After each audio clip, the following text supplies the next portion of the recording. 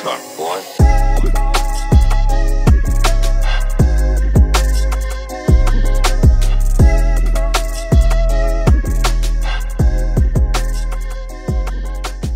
Alors on commence toujours par choisir un animé, c'est mieux, et on commence par l'écriture, c'est une étape qui est assez longue souvent, puisqu'en fait ça dure le temps de la série. On regarde l'épisode, on appelle Discord, et à la fin de l'épisode, ou même pendant, on balance des vannes, on se dit ah ça c'est important dans l'histoire, comment on pourrait le détourner, comment on pourrait le parodier, et on écrit au fur et à mesure, on fait des séances d'écriture, on en fait je sais pas 5-6, et ouais, ça dépend de la taille encore une fois. Voilà, après parfois on relit le script à la fin, on ajuste des vannes, on se dit ah, ça c'est un peu limite, ça c'est pas très drôle. Ensuite généralement il y a Victor qui fait ce qu'on appelle les voix témoins, il relit le texte en faisant toutes les voix des personnages pour qu'on puisse évaluer un rythme. Et en fait ça nous sert surtout donc déjà pour l'intention, voir si les blagues marchent, ensuite pour gérer les silences. Et nous ça nous permet déjà, il n'y a pas d'image à ce moment-là du tout, hein, on écoute juste des voix, souvent faites un peu à l'arrache. C'est une étape qui est vachement importante parce que à l'époque de Wakfu par exemple ou de My Hero Academia, première du nom, c'est la plus parlante. On faisait pas ces voix témoins à l'avance, on sent qu'aujourd'hui dans les rythmes de vidéo il y a un truc qui est soit plus soutenu, soit juste plus fluide, donc mieux géré. Choto, je t'ai déjà dit de ne pas jouer à Pokémon Go quand on est en mission. Y'a un Mewtwo à 2 rues et je reviens. Choto, Choto, Bakugo et évidemment... Salut. Le montage vidéo, tout le monde sait ce que c'est, hein. En fait, nous, on marche un peu différemment de tous les autres youtubeurs, c'est-à-dire qu'on fait le montage avant de faire la vidéo en soi. Je prends les épisodes de la série qu'on résume et je cherche les plans qui correspondent le mieux à l'énergie qu'on veut représenter, qu'on a vu pendant la phase d'écriture et qui correspondent à des blagues auxquelles on avait réfléchi, et je passe des heures à essayer de doser des plans pour que ce soit au rythme qu'on avait prévu. Comment dire, il y a un aspect un peu réalisation. Ouais.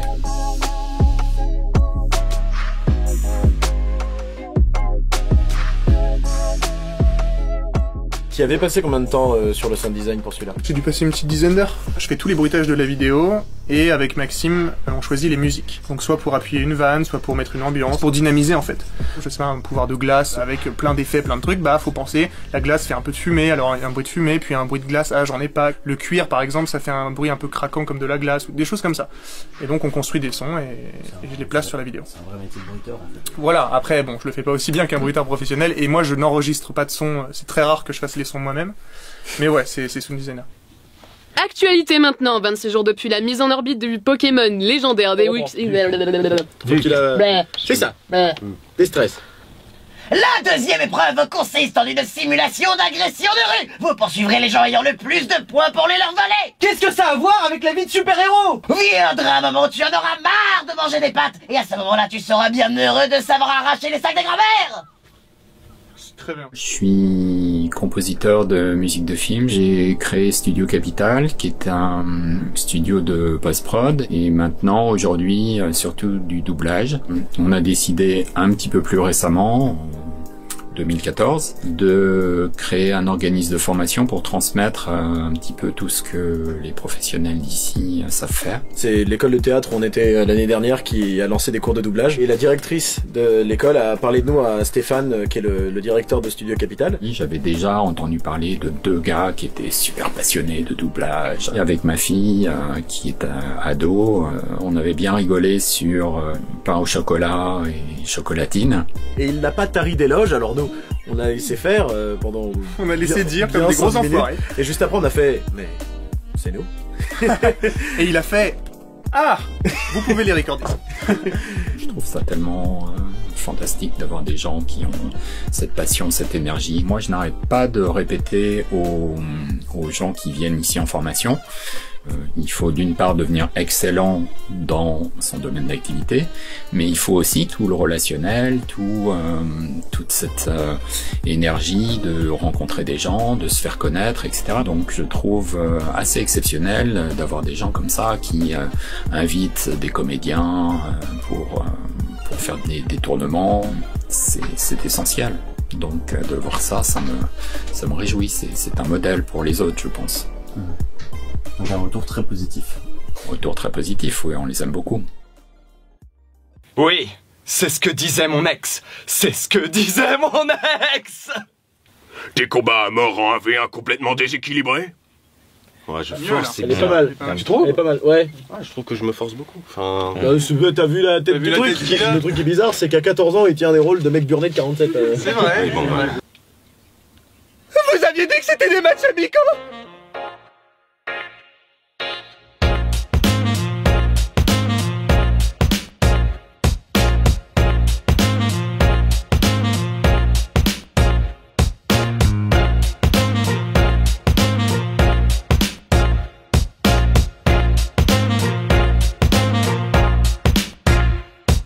c'est Laurent.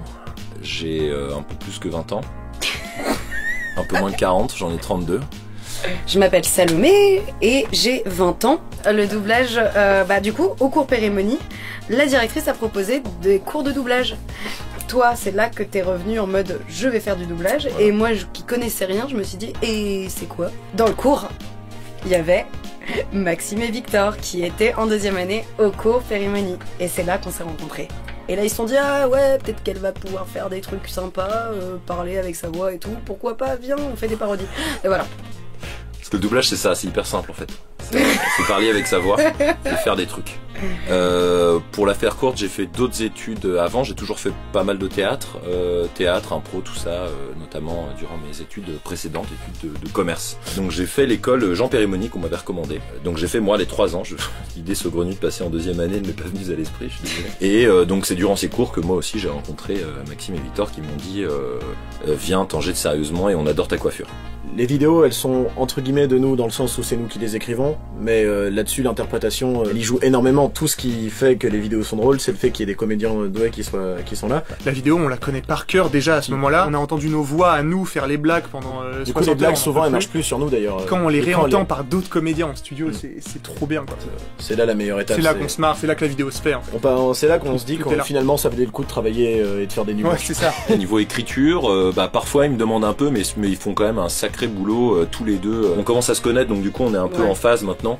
Du coup on se comprend, le travail d'écriture se poursuit un peu même quand on double. La façon dont c'est écrit peut être modifiée par l'instant. S'il y a un truc qui sort, là ça vient d'arriver, s'il y a un truc qui sort et qui sort mieux que ce qui est écrit, ils vont le prendre. La part belle est faite aux comédiens quoi. Franchement, ouais.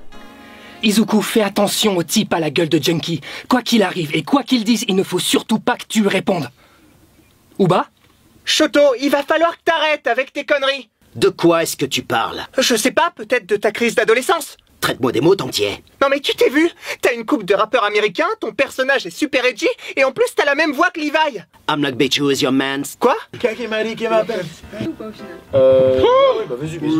Alors, au final, n'est pas français, mon chaton. Ah, fais gaffe avec ça. Moi, je dirais finalement, en définitive, au bout du compte, en dernier ressort. Mais non, c'est juste Fred, ça. C'est juste ça. Mais Fred, c'est qu'est-ce qu'on joue qui compte?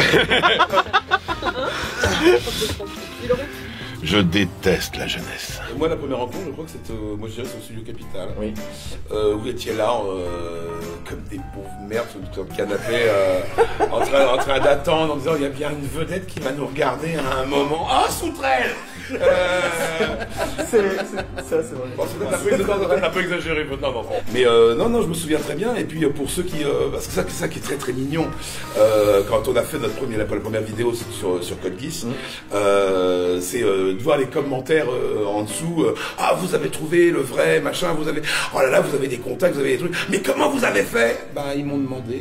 Bonjour, je m'appelle Farod. Du coup, je suis considéré comme youtubeur. Je fais des vidéos sur YouTube, des vidéos spécialisées dans le jeu vidéo, dans le divertissement. Victor et Maxime, qui gèrent la chaîne YouTube Retake, sont devenus des amis à moi au fur et à mesure de les rencontrer grâce aux conventions. Et je sais pas, un jour ils se sont dit est-ce que ça te dirait de venir? Du coup j'étais curieux, je dis ouais. Ils ont dit si on peut te caler une phrase ou deux, on le fait. Donc là j'étais encore plus hypé, j'avais très envie de le faire. C'est pour ça que je suis là aujourd'hui. Je m'appelle François Blancard, je suis ingé son en partie ici à Studio Capital. Je fais beaucoup de doublage, du documentaire et de la synchro, pas mal de dessins animés, et je fais aussi du mixage pour des courts-métrages. Alors c'est terrible.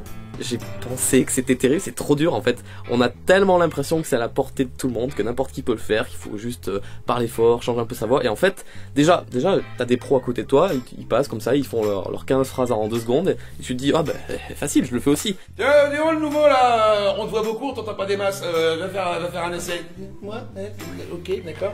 Et là tu vas à la barre, et on lui montre la boucle. Et là ça démarre, tu fais, mais pourquoi ils l'ont accéléré? Les débuts c'est traumatisant, hein. Ne le faites jamais, je veux dire, hein. Et du coup, moi quand je suis passé, et ça se verra sûrement aux images, j'ai galéré sur la même phrase pendant peut-être un quart d'heure, j'ai fait chier tout le monde, c'est super dur. C'est un métier, c'est complètement un métier, c'est pas le mien, et bravo à ceux qui font ça. J'aime beaucoup aussi cet exercice. Par contre, c'est la première fois que je parodie un personnage que je fais en mode sérieux avec voilà, tout le travail que ça représente. Ouais. Moi, j'adore cet exercice-là. Ouais. Nous, on a tout le background du personnage sérieux qu'on va resservir à la sauce parodique. Exactement. Mais ça reste le même. Et en plus, vous êtes quand même, dans la parodie, vous êtes quand même vachement rigoureux sur le respect justement des personnages. Moi, je l'ai retrouvé Charlie Britannia. J'étais pas autant focalisé sur les gaufres dans mon souvenir. Mais en revanche, il l'aurait, je pense, effectivement défendu comme ça. Ce qui marche surtout, c'est l'écriture. C'est-à-dire que si vous n'avez pas une bonne écriture, ça ne fonctionne pas. Ce qui va avec, c'est le rythme aussi. Bah oui. Parce que vous avez quand même vos trucs, c'est super rythmé. En même temps, vous avez un format qui est pas mal, parce que je pense que plus long, au bout d'un moment, ça serait saoulant. Moi, c'est une remise en question sur moi-même. Après, je me dis, putain, moi, je suis juste un gars random dans sa chambre qui fait des vidéos à la Squeezie, et eux, ils ont des putains de matériaux, ils font venir des acteurs, un truc de dingue ce qu'ils font. Donc, c'est non, bah oui, Retake number one. Ils s'entendent tous bien, ils sont entre amis, entre collègues. Ça se passe presque comme un plateau pro. Si on rajoute l'ambiance qui est un peu plus détendue que sur un plateau professionnel. C'est de la super qualité, ils sont hyper exigeants avec eux-mêmes, avec nous. Il faut pas se laisser avoir parce que c'est la blague, parce que c'est humoristique et que c'est de la parodie, ils sont hyper sérieux dans leur processus de création.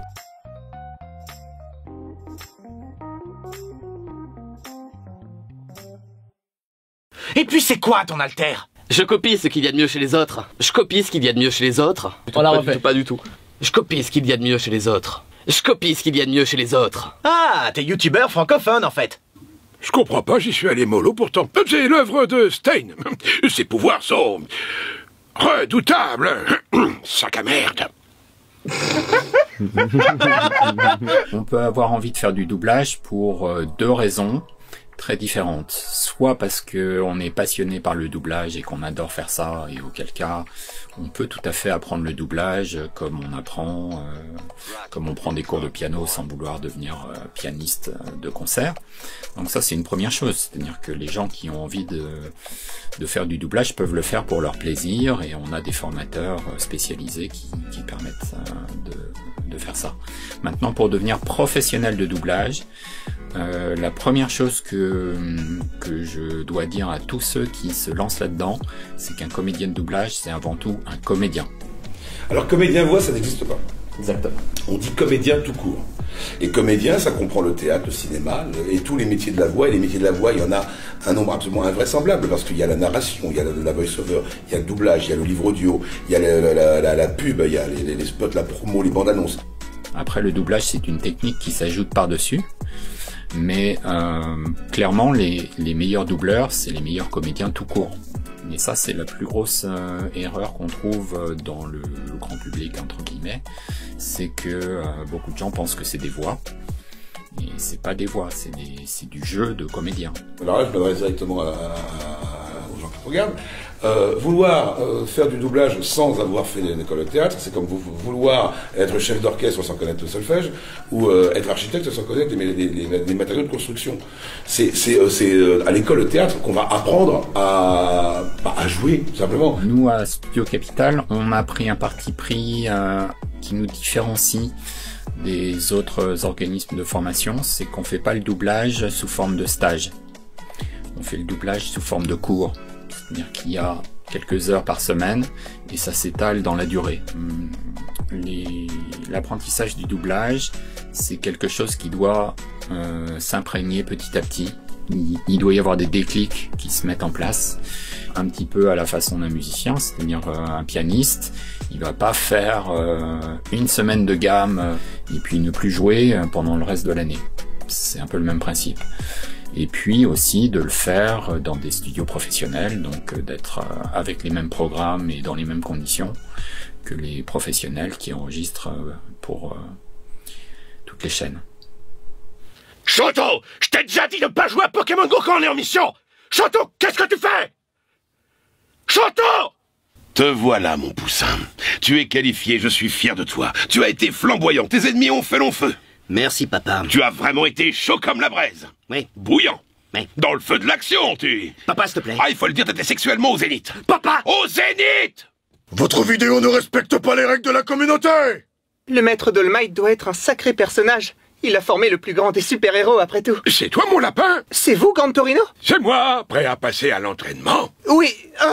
Mais qu'est-ce que vous faites? Tu t'appelles Deku, c'est ça? C'est parfait parce que tu vas en recevoir. Qu'est-ce que j'ai fait pour mériter ça? Oh, rien, ce n'est que ma méthode d'éducation. J'ai élevé tous mes enfants comme ça. Et ils sont tous devenus de parfaits petits citoyens, intermittents et dépressifs accessoirement. Je vais te frapper par 3 fois. 3 fois seulement? 3 fois par heure. Oh, il est déjà midi. Pour moi, c'est une de mes premières expériences véritables de collectif, et je pense que ça nous a tous surpris, parce qu'au début, ils étaient 2, et ils faisaient des parodies qui existaient déjà de Gigook, ou Gigok, ou, enfin, voilà. Je sais pas, Gigok, je crois. Et donc, du coup, ça va. Gigook.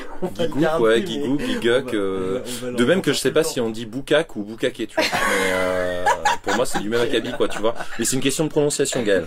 Il y a quand même le côté, en fait, on s'est bien entendu au cours, on est devenus copains. Ça s'est fait un peu petit à petit. J'ai pas compris que j'intégrais un collectif. Au début, je me suis dit bon, je fais une voix, il me demande. J'étais contente, et puis après, je me suis rendu compte qu'en fait, il me rappelait. On est un duo à l'écriture et dans l'image de la chaîne, mais il y a tout un collectif derrière. Là, il y a 12 personnes sur le doublage, il y a 2 personnes qui m'ont aidé pour le graphisme. Si on nous compte en plus, du coup, pour le... 16. François, 17. Mathilde demain. Sans vous compter vous 3, on est 21. Malorus, ça fait 22, enfin, un peu plus de 20 personnes, ouais. Toutes ces personnes, généralement, on les appelle parce qu'elles ont des compétences que nous, on n'a pas, et qui peuvent apporter beaucoup à la vidéo. En fait, c'est tout ça qui fait que la chaîne, est...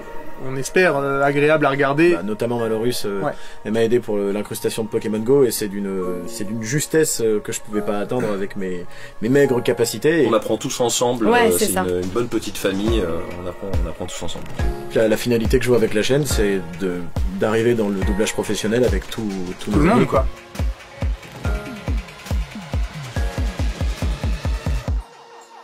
Ce qui est génial avec notre public, c'est que la majeure partie de nos commentaires parlent souvent de la qualité du doublage ou du jeu d'acteur qui s'améliore. C'est quelque chose qui nous fait vraiment du bien, dans le sens où c'est ce qu'on veut faire de notre vie, on veut devenir comédien, que l'œil du public pense qu'on s'améliore, ça nous montre qu'on fait qu'on fait les choses comme il faut, en fait. Les retours, en fait. Les retours, ça nous aide tellement. C'est ultra éculé comme phrase, et tous les youtubeurs du monde l'ont déjà prononcé, mais on se rend pas compte. Quand on est derrière l'écran et qu'on voit 600 000 vues, ou 230 000 abonnés, on ne sait pas ce que c'est du tout, vraiment, je vous assure. Quand t'es en convention et que tu parles à des gens, et qu'ils te racontent leur histoire, ou pour comment ils t'ont connu, ou ce que nos vidéos leur apportent, ou quoi, c'est trop bien, donc... à part une grande gratitude d'apprécier ce qu'on fait et de nous soutenir dans ce qu'on fait. Alors soutenez-les à Retake, parce que je viens de voir à l'envers du décor, je vois comment ça se passe, je vois la dose de travail que c'est. Merci de nous suivre, vos commentaires nous font très plaisir.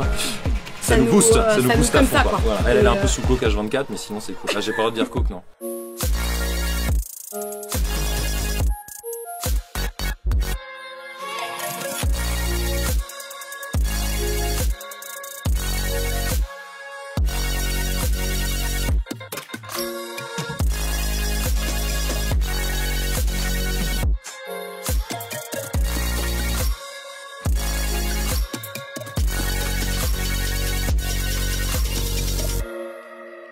Oh, Izuku, qu'est-ce que vous fichez à traîner cette nerve de sa mère?